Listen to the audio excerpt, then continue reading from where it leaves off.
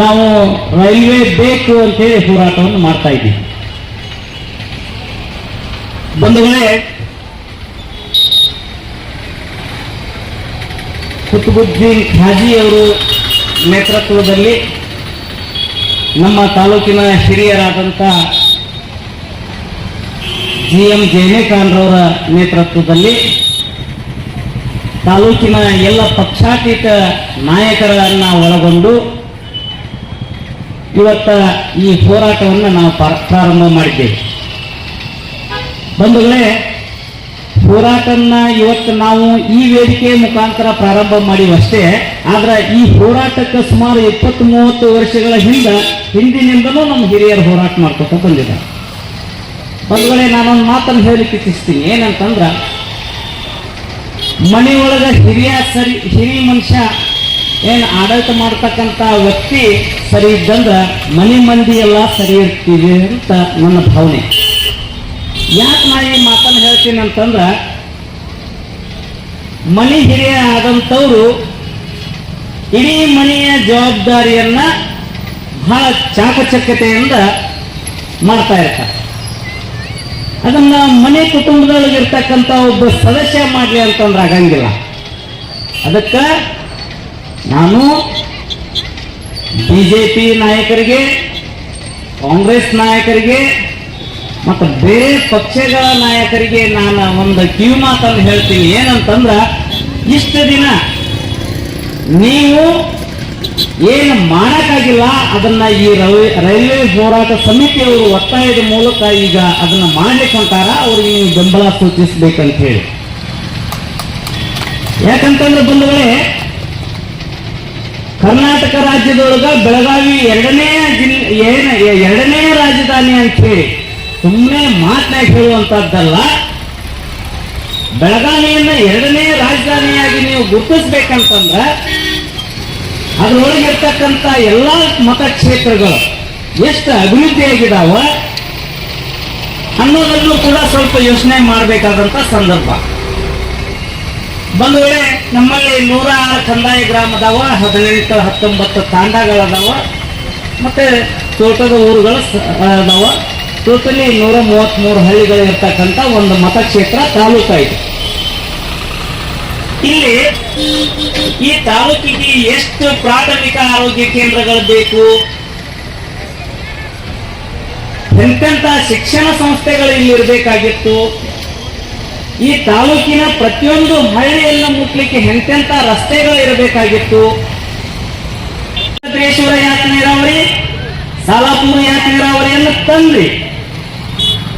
ನಂತರ ದಿನಮಾನದೊಳಗ ಮಾದೇವಪ್ಪನ ಯಾದವಾಡ ಅವರು ಬಂದರು, ಅವರನ್ನು ಮುಂದುವರಿಸಿದ್ರು. ಈಗ ನೀವು ಮುಂದುವರ್ಸಾಕತ್ತೀರಿ. ಅಷ್ಟಾದ 2 ಯಾಕೆ ನೀರಾವರಿಯನ್ನ ನೀವು 10 ವರ್ಷ 15 ವರ್ಷದ ಅವಧಿಯೊಳಗೆ ಮುಗಿಸಾಕಾಗುದಿಲ್ಲ ಅಂತಂದ್ರ ಇದನ್ನ ನಿಮ್ಗೆ ಏನಂತ ನಾವು ಹೇಳಬೇಕು? ನಾನು ರಾಮದುರ್ಗ ತಾಲೂಕಿನ ಜನತೆಯಲ್ಲಿ ನಾನು ಒಂದು ಮನವಿಯನ್ನು ಮಾಡ್ಕೋತೀನಿ. ಏನಂತಂದ್ರ, ದೇವರ ಹುಡ್ಸ್ಯಾನ ಹಂಗ ಸತ್ತು ಹೋಗ್ಬೇಡ್ರಿ.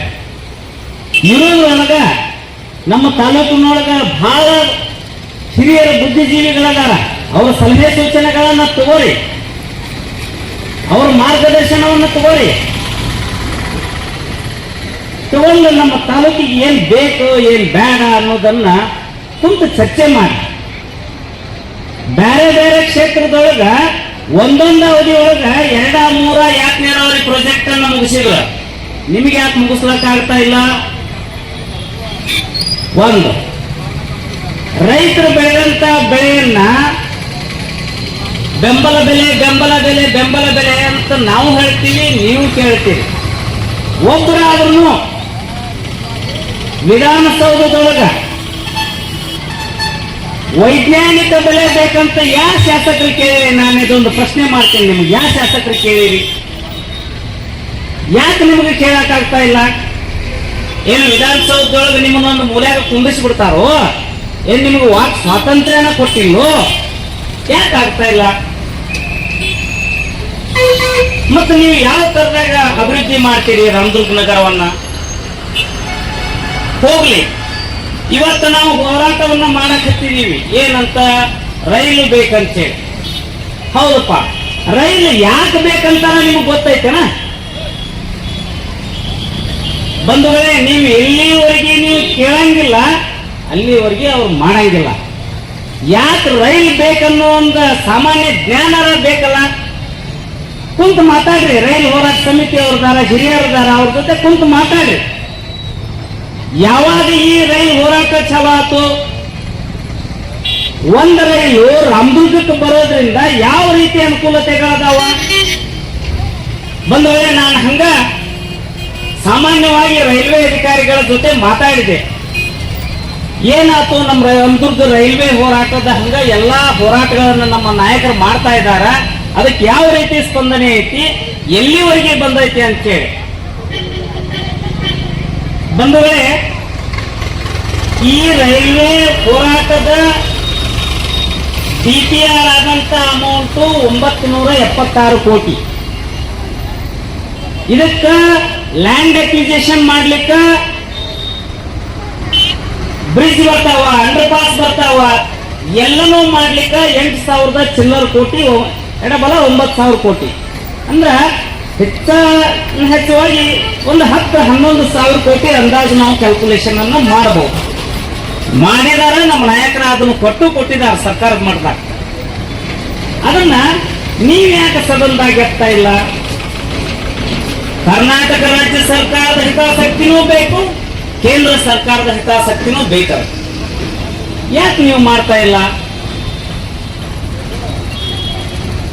ಏನು ನಾವು ರೈತರು ನೀವು ಭೂಮಿ ಕೊಡುದಿಲ್ಲ ಅಂದೀವು? ಏನ್ ಯಾವತ್ತರ ಬಂದು ನಮ್ಮ ರೈತರ ಮುಖಂಡರನ್ನ, ತಾಲೂಕಿನ ಹಿರಿಯರನ್ನ ಕೂಡಿಸಿ ಏನಾರ ನೀವು ಕೊಡ್ತೀರಿಲ್ಲಪ್ಪ ನಾವು ರೈತರ ಅಂತೇಳಿ ನೀವು ಏನಾರ ನಮ್ಮ ಜೊತೆ ಚರ್ಚೆ ಮಾಡಿದ್ರು?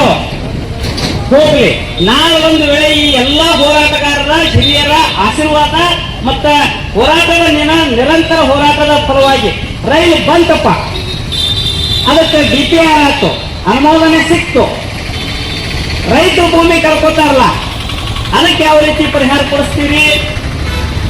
ನಿಮ್ಮಲ್ಲಿ ಆ ದೂರದೃಷ್ಟಿಯ ಮುಂದಾಲೋಚನೆ ಏನೈತಿ? 1 ಎಕರೆಗೆ ನೀವೆಷ್ಟು ಕೊಡ್ತೀರಿ? ಯಾಕೆ ನಾ ಈ ಪ್ರಶ್ನೆ ಮಾಡ್ತೇನೆ ಅಂತಂದ್ರ, ನಮ್ಮಲ್ಲಿ 1 ಎಕರೆ ಜಮೀನಿಗೆ ಸಬ್ ರಿಜಿಸ್ಟರ್ ಆಫೀಸ್ನಾಗ ಇರ್ತಕ್ಕಂಥ ಬೆಲೆ ಎಷ್ಟು?